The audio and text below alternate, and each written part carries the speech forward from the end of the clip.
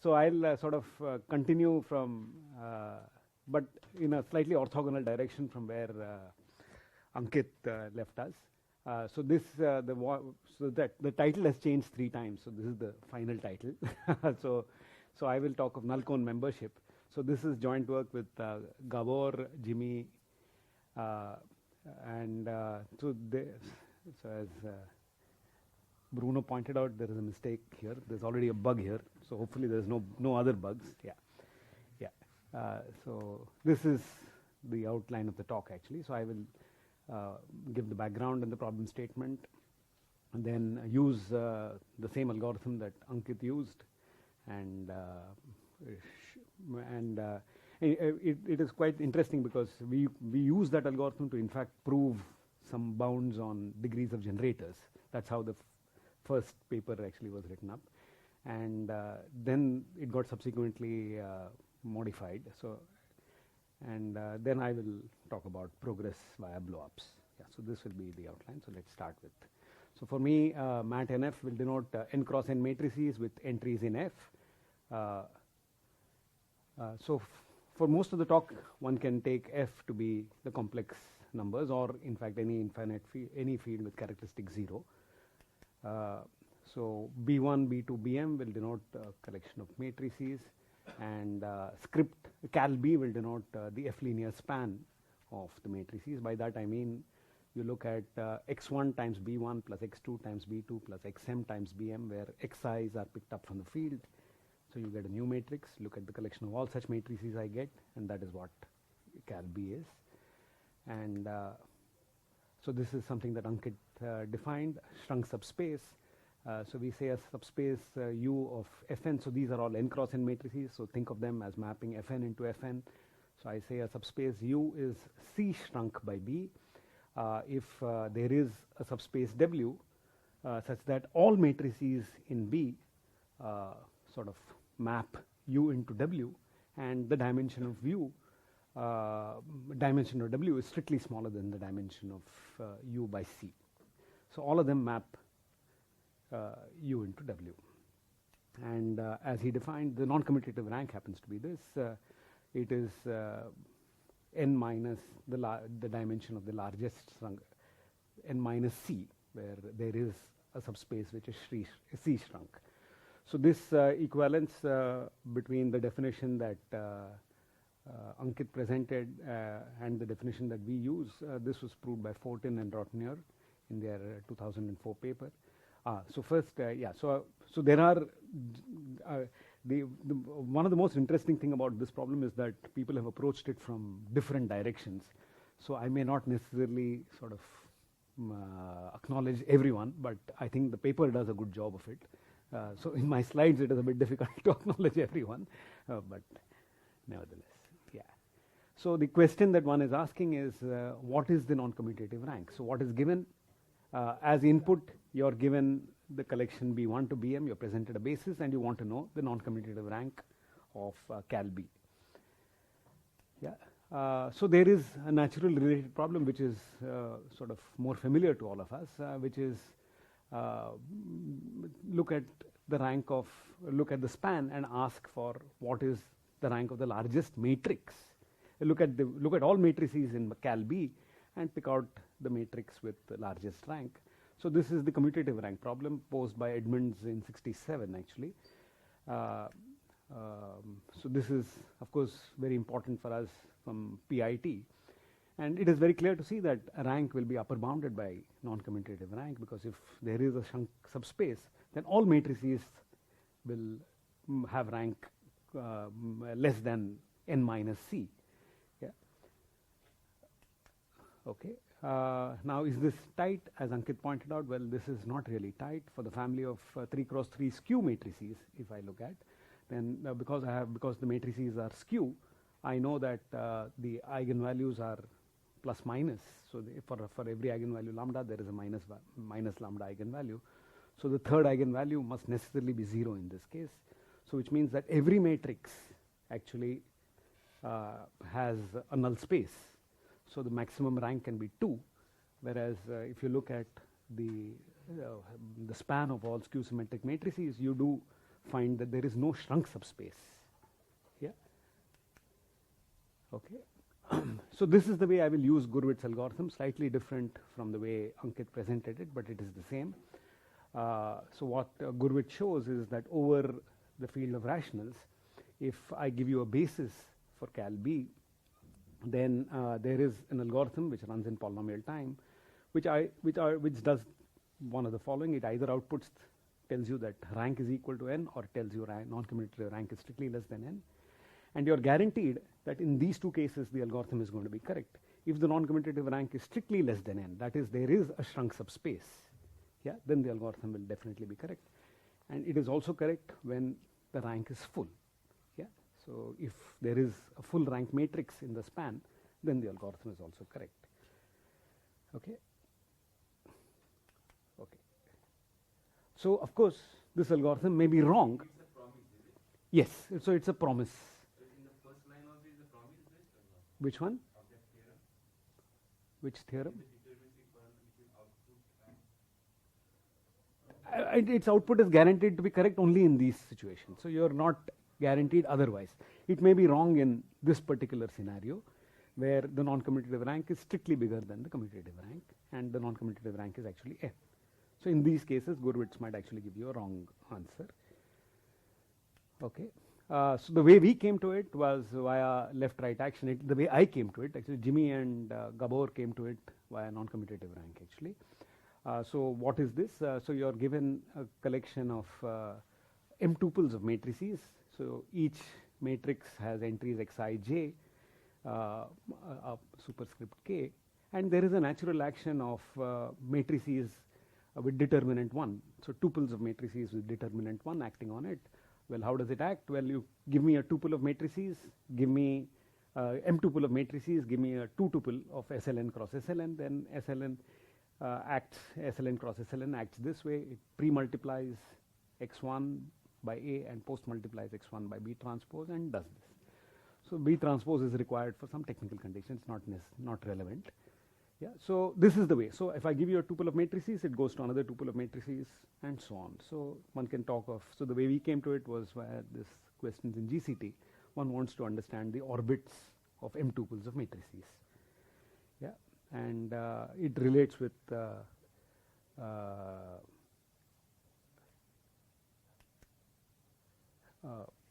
yeah, so the questions that we were interested in were the following, actually. This is a paper by Bharat Adsul, Suresh Nayak and me. So these are the kind of questions that we were interested in at that point.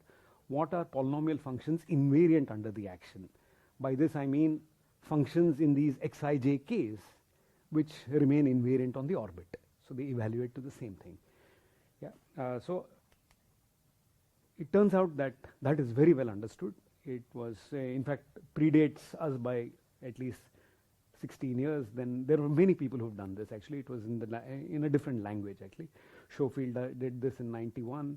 Then Domakosh and Zubkov showed this in 2001. Then we reproved it in 2007. And what is also known is that so there is a complete characterization of the invariant functions, actually. And there is a general theorem which Ketan referred to, saying that the ring of invariants under the action of a reductive group is known to be finitely generated. SLN cross SLN happens to be a reductive group. So Hilbert's theorem tells you, yes, the ring of invariants is finitely generated, and a natural question is a degree bound in which the ring of invariants is generated. So this is of interest. Can I ask a question? Yeah, sure. You say it's a polynomial function. Where is the polynomial function? I see it's a function from pair to a set. No, so polynomial functions on this. So let me maybe spend some time. So if I look at the matrices x1, x2.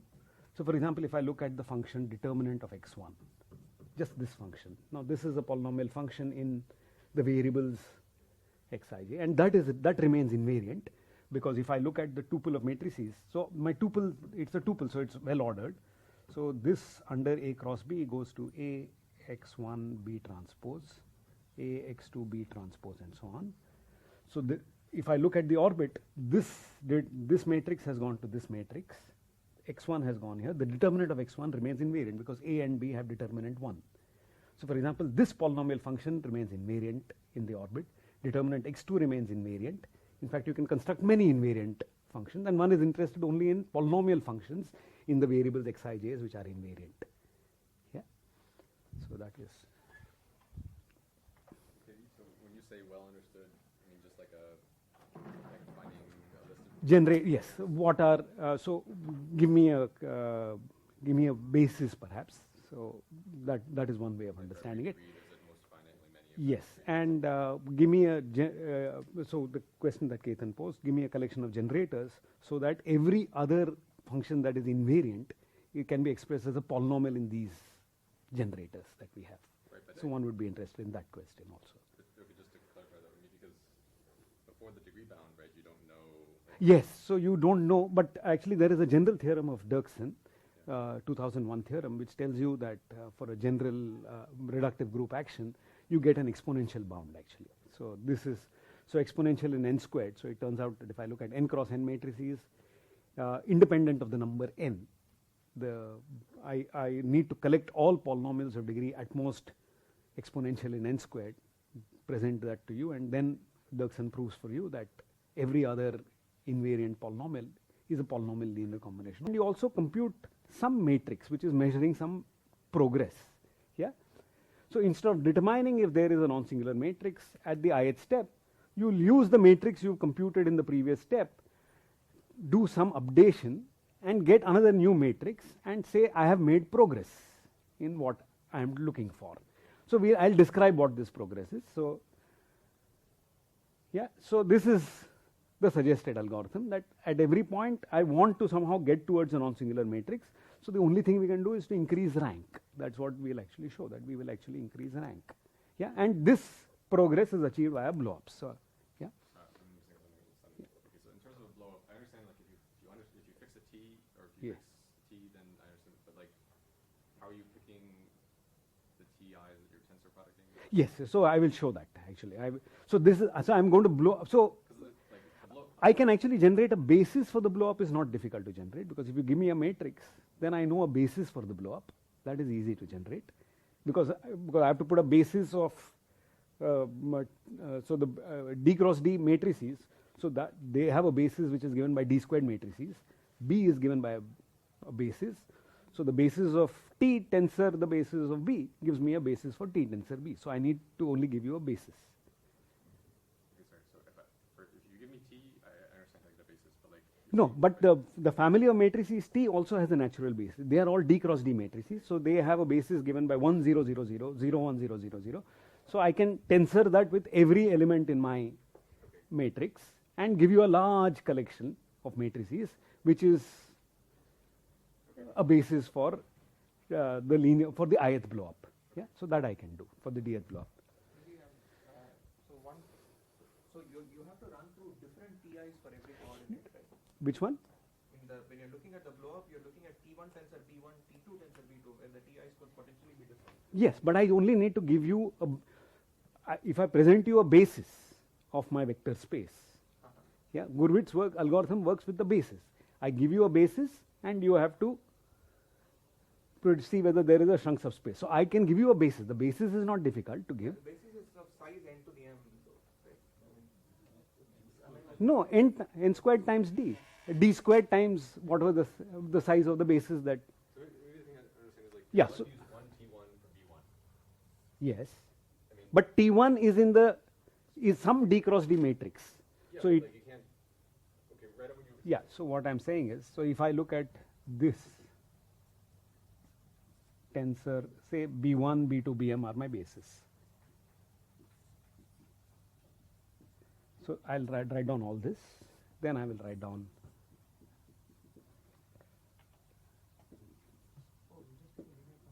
Yeah, so any linear combination of this works as a basis for my vector space, right? So I look at this. TI is allowed to be different. TIs are allowed to be different, so that is not a problem. Sorry? Oh, sorry. Yeah, this is 1 0. So I do this. I do this as I run over all n squared such elementary matrices. So that gives me a large collection of, and I can pick up anything here. Any linear combination here works right, to generate my dth blow up. Yeah. Go on, I'll think about it. Yeah, sure. Yeah. So this is what we would like to do. We would like to maintain a matrix and also say that we can actually progress. So this was the main lemma which we had. So what we proved was the following, that if I give you a collection of, if I give you this family cal B and I take its dth blow up, then in fact if I give you a matrix which rank strictly bigger than r minus 1 times d, then in fact there is a matrix, there is an algorithm which returns a matrix in the dth blow up and an r cross r window. So I will just define these terms such that W is non-singular and of rank r times d. This algorithm uses, of course it's a lot of language, it makes things very hard, and as this lovely cartoon of Calvin says, sometimes language is really can be an impediment to your understanding. But what are we actually trying to say here?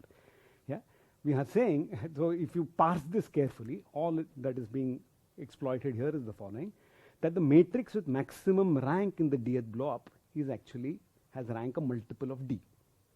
Yeah. So when I blow up matrices by d, I am guaranteed that the matrix with largest rank in that dth blow up, its rank will be a multiple of d. Yeah. So now this states that I have a matrix of rank r minus 1 times d, therefore the rank is necessarily r minus 1 times d plus 1 plus 2 perhaps. So what we are saying is we can construct therefore a matrix, it has to be a multiple of d, the next multiple of d is r times d. So you must find a matrix of rank r times d in your dth blow up, and what we give is a constructive proof for this. Yeah. So the way it is stated here was not the way it was in IQSA. We had an exponential time algorithm there. Yeah.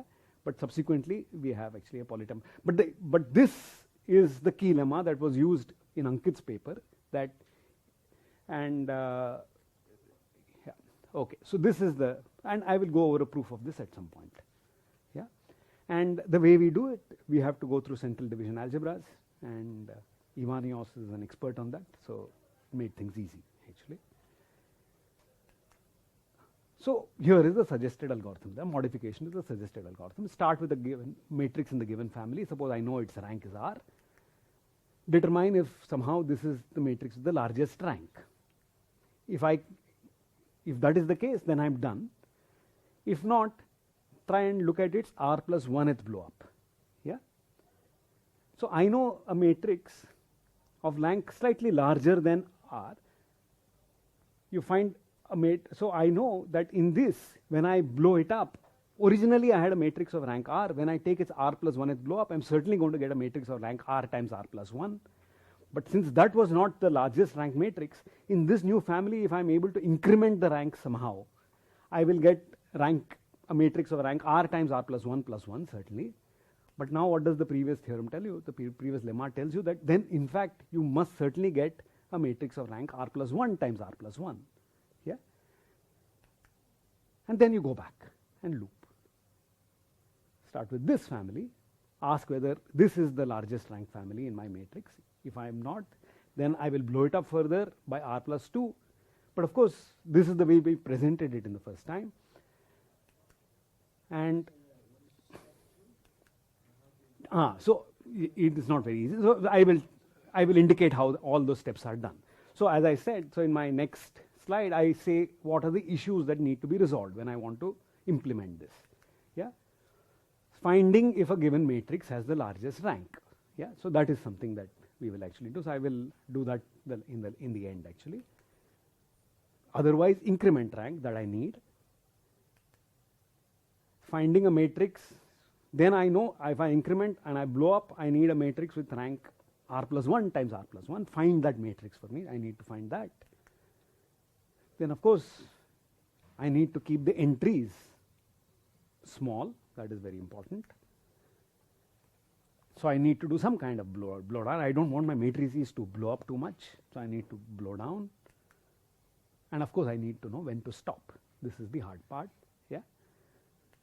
And if I am able to stop, then, and if I stop earlier and I find that there is a shrunk subspace, I need to output that shrunk subspace for you. So this will solve the problem completely.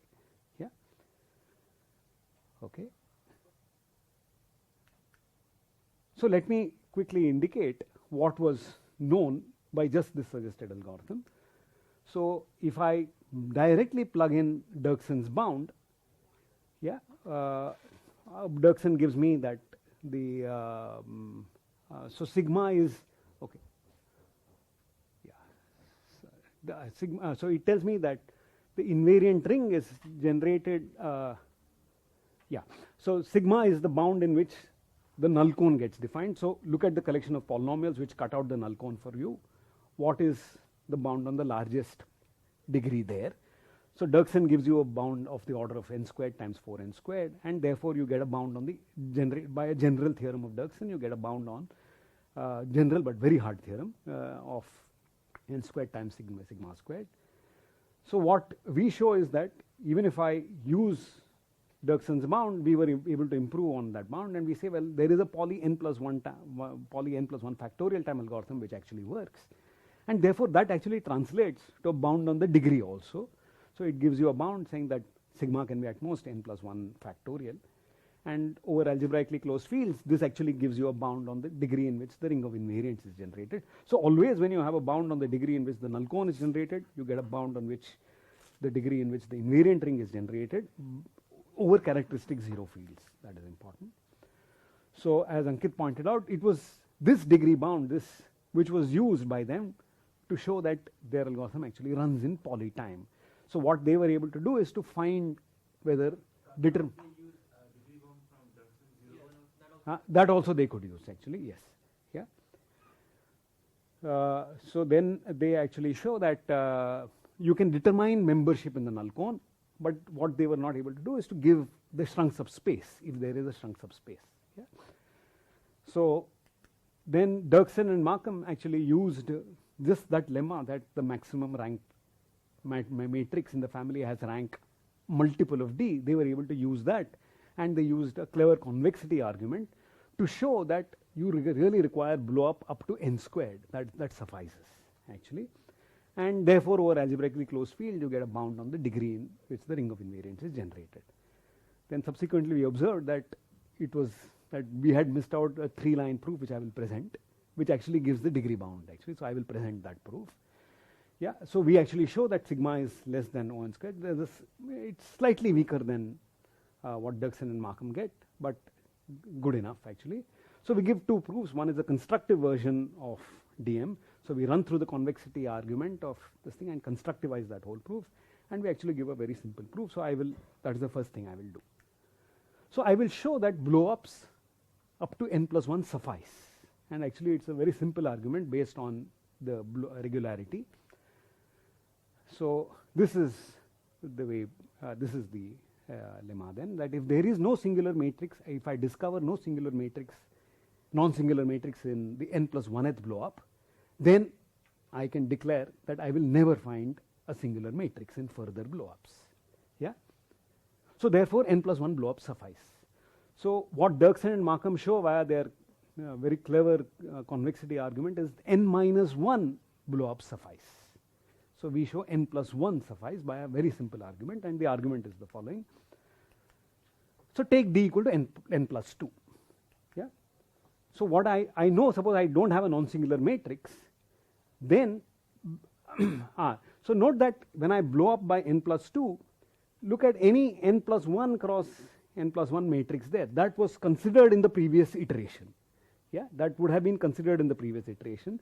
Therefore, if I look at any n plus 1 cross n matrix in the previous iteration, yeah, its rank could have only been so much, because if I take n plus 2th blow up, I blow it up by n plus 2,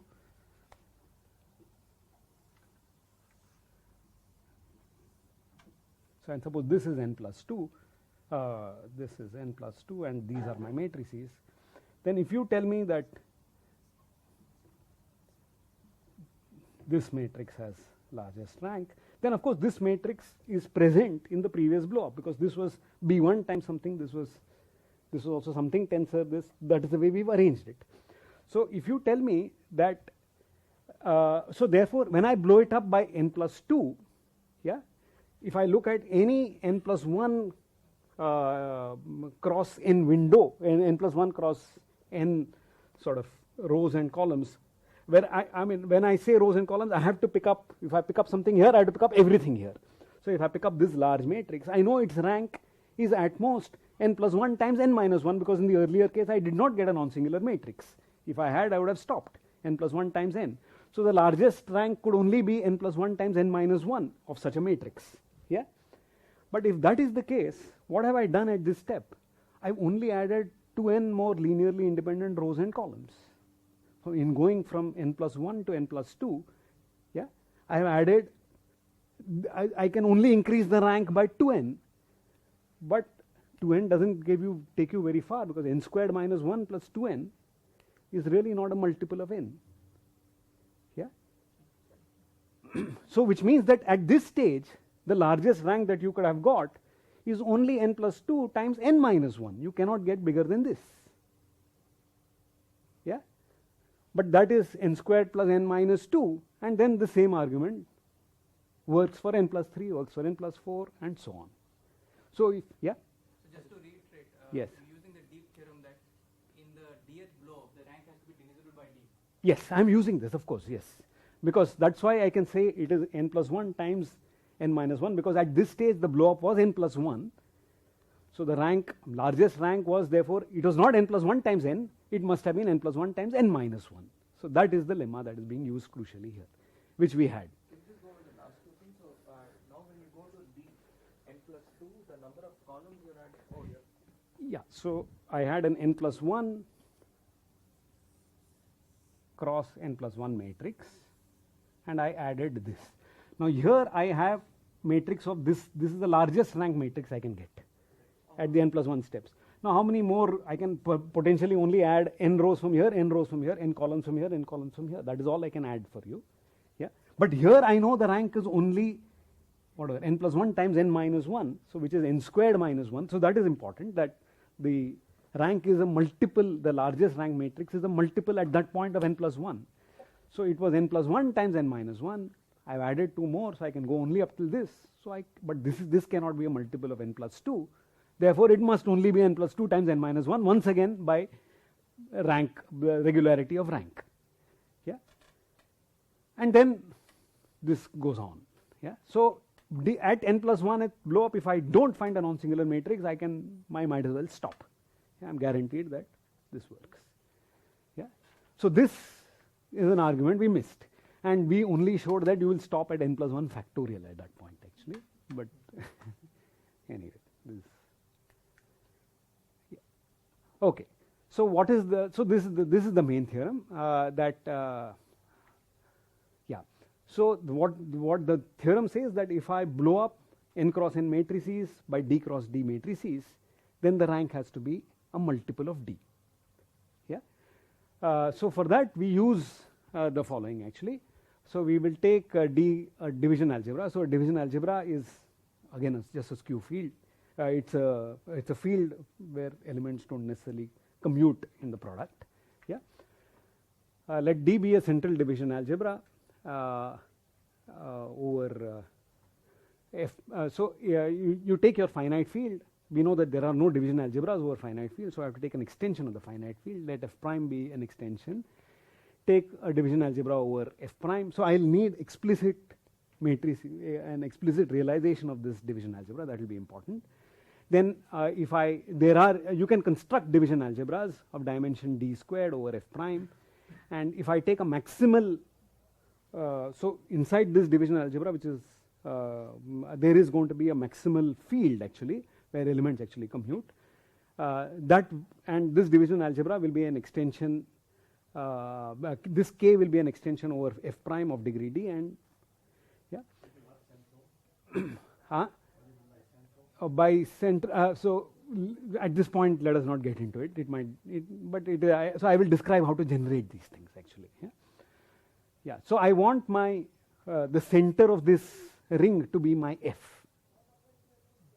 That is what I want. Yeah, central division algebra over F prime. Yeah.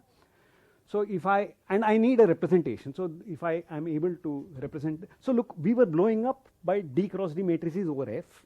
but instead we will say, well, if I can blow up by D cross D matrices over K, that's what we'll do, and then we'll say that I can actually come down and get matrices over F also. So this is something that we will actually repeatedly use. So what this theorem says is that if you blow up by the images of these matrices, so this it is known that if I have such a central division algebra, then in fact, so this is, I'll only give an intuitive proof of this. So if I take a central division algebra D, and that is my K, then I know that D tensor K is isomorphic to n cross, sorry, so this was division algebras with D. Yeah. So in some sense, every matrix here is a linear combination of elements in D. So in some sense, these guys are dense. So that is one way to think about it. Yeah. So what we first show is that when I tensor with honest elements from D, yeah, then also one can show that every matrix in that has rank divisible by D. Yeah. So and then a density argument really tells you that this will therefore work over mat dk also. So let me just, so I have mat nf. So this is one way of, so 1 minute, sorry, there is that. So I am looking at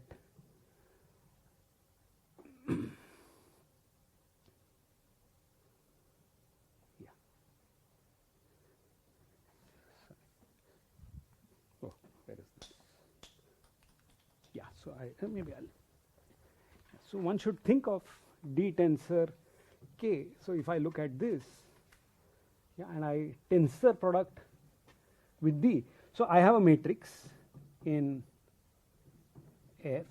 So when I tensor it with D, I should really think of it as a matrix now with entries in D. There is a natural way it will act on n tuples of D. If I give you n elements of D, it is going to take these n elements and give me another n elements of D. Yeah. So it is going to give me a mapping from Dn to Dn. But actually this can also be, so one way of looking at this is to say, well, here in fact I can replace every entry by mat nk, because really all these elements, these are also elements, these are matrices. So I can think of this action on Dn as being lifted to an action on mat nk to the n. So where I put a matrix here, I put a matrix here, I put a matrix here, I put a matrix here, because D is really close to being the matrix algebra.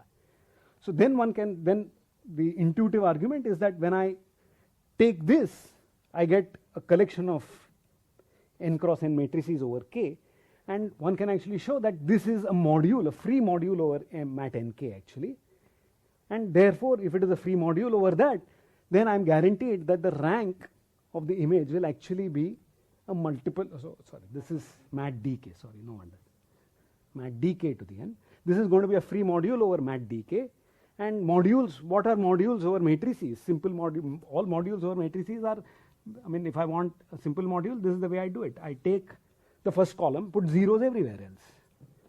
Yeah, and this becomes a module over a matrix algebra of D cross D. I multiply it and I'm going to get a matrix. I'm going to get a matrix with the same structure. So the rank of the module that I will get, if I am able to show that that is a free module, then in fact it will necessarily have to be a multiple of D, and that is really what the argument is. Yeah. So there is a way to formalize this whole argument, and this is what we formalize. Yeah, sorry. So what we are saying is, you look at the action of mat nd on Dn tuples, that is really an action of mat nd on mat dk, sorry, on mat dk, and the image really is a module over the matrix algebra, and the important thing, it is a free module over the matrix algebra. So in fact Gabor says that the reason why he suspected this to be true in the first place, he said if this was not true, then in fact this would be a way to generate zero divisors of algebras which are seemingly close to matrix algebras, and that is known to be a hard problem. So he said, rather than think that we are actually solving that, perhaps this is what we should have expected, and this is his explanation for this. Maybe can I just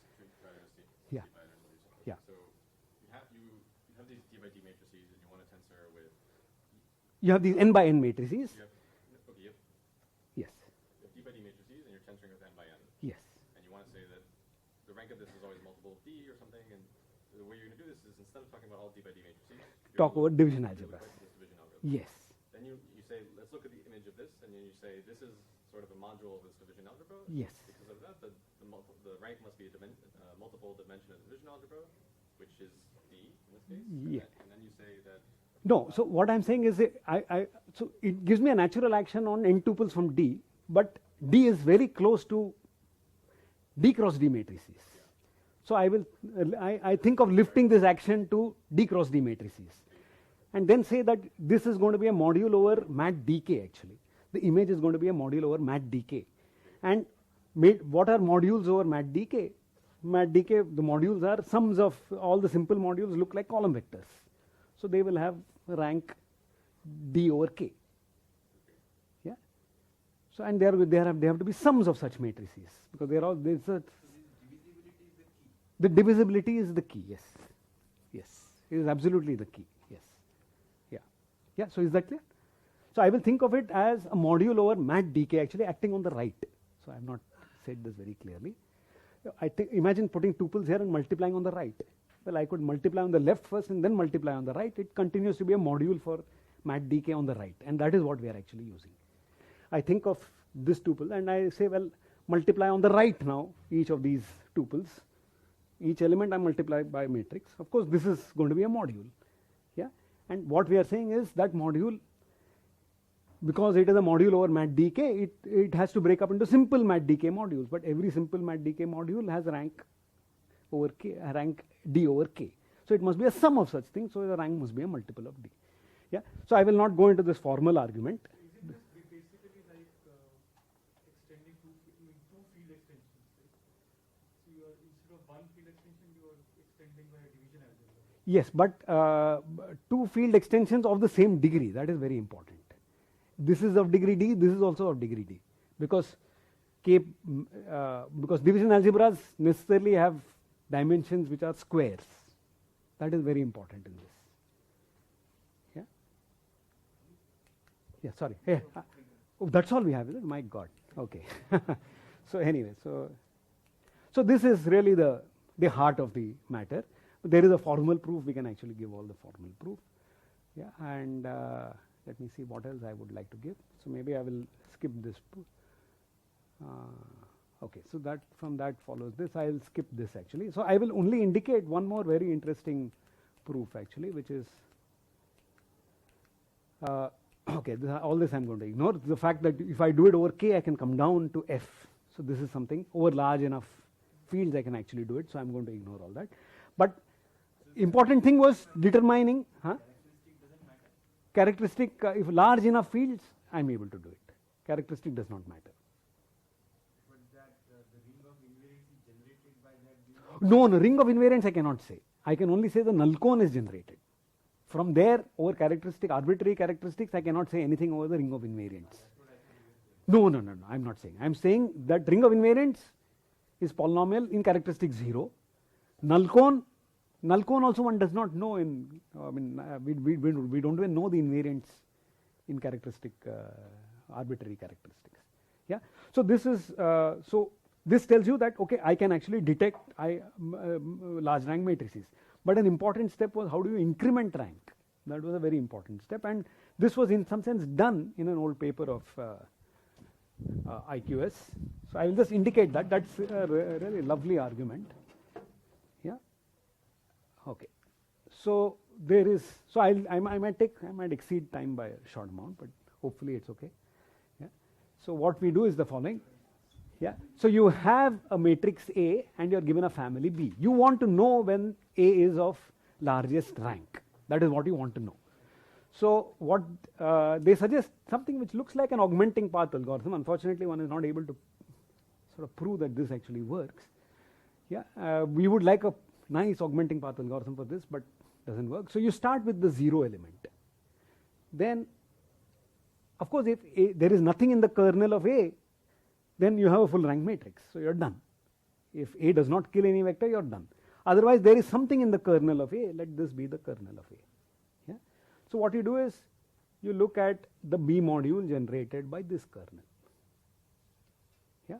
So you take A inverse of 0, you start with W0 equal to 0, take its inverse. If there is nothing in the inverse, you have found your full rank matrix, done. Otherwise, apply B to this, go here. Yeah. Once again, pull back along A inverse. Yeah. Then look at the B span of this. First thing to note is that this subspace is contained inside this. Well, why is that? Well, this is a subspace. Yeah. So you are done, because if I look at for 0 is there, so there is no problem. If I want to show this is there inside this, the 0 is there here. Yeah. So when I pull it back by A inverse, I will certainly get this subspace, and which I am pushing forward, because when I say the B span, okay, what do I mean by B span of subspace here? B span of U is look at the linear span of B1U, B2U, where these are generators. Yeah. So A is certainly present here, so I will get back this. So this dimension increases, but the dimension is bounded by the size of A. So at some point you are going to stop. You will get some subspace that you will stop at.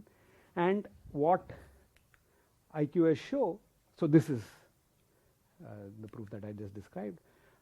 This is what IQS show. This is what, this is Ivanios. So I am very Karpinski, yes, Karpinski, Kiao, and S. Santa. Yeah, so they show that if I look at this, then W star, the limiting subspace, will tell you whether you are full ranked or not. You have to just observe whether this is in the image of your A. If it is in the image, then you know you are full ranked. Yeah, and if it is not, then what we show is there is a way to augment rank. Actually, that also is not difficult. Actually, it will turn out that if I look at this, and if I start with the matrix A, so let me just spend a short while on this. If I start with the matrix A, and suppose there is a co-rank A shrunk subspace.